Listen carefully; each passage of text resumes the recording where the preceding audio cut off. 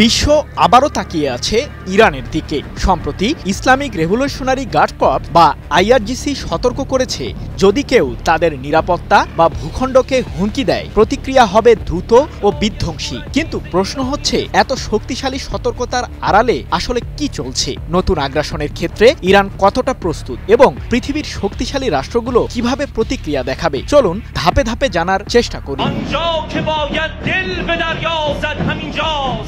জুনে একটি আগ্রাসন বিশ্বের নজর কেড়েছিল। ইসরায়েল 12 দিনের আগ্রাসন চালায়, লক্ষ্যবস্তু ইরানের সামরিক ও পারমাণবিক ক্ষেত্র।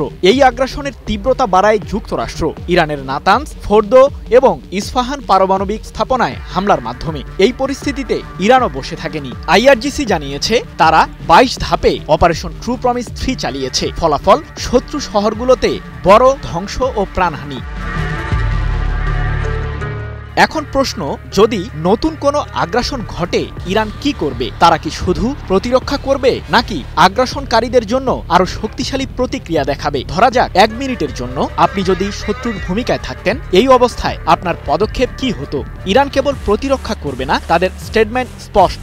যে কোনো নতুন ভুল হিসাবের জবাবে তারা মাঠে থাকবে এবং হবে আরো মারাত্মক প্রতিক্রিয়া।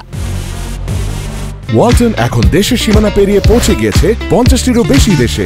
ওয়ালটন, ঘরে ঘরে, বিশ্বজুড়ে। আইআরজিসি বলেছে, কার্যকর প্রতিরক্ষা আসে 3টি মূল উপাদান থেকে: স্থায়ী প্রস্তুতি, সব সময় যুদ্ধের জন্য রেডি; কৌশলগত পদক্ষেপ, প্রতিটি আক্রমণ বা প্রতিরক্ষার জন্য নিজেদের কৌশল তৈরি করে রাখা; প্রযুক্তি ও উন্নত প্রতিরক্ষা ব্যবস্থা, ক্ষেপণাস্ত্র, সাইবার, বিমান ও নৌ সব ক্ষেত্রেই সক্ষম। কিন্তু এটা শুধুই কৌশল নয়, এই প্রস্তুতি মানুষের জীবন ও নিরাপত্তার সঙ্গে সম্পর্কিত। আইআরজিসি সতর্ক করেছে, যদি শত্রুরা ভুল করে, তাদের জন্য অপেক্ষা করছে বিধ্বংসী ফলাফল।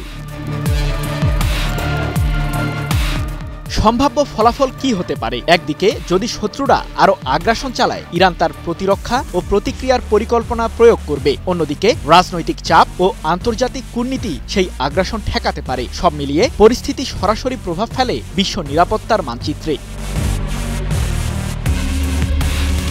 বিশ্ব এখন জানে ইরান প্রস্তুত। নতুন আগ্রাসনের প্রতিক্রিয়া হবে দ্রুত, কার্যকর এবং মারাত্মক। এর প্রভাব শুধুমাত্র কৌশলগত নয়, মানবিক ও আন্তর্জাতিক নিরাপত্তার ক্ষেত্রেও গভীর।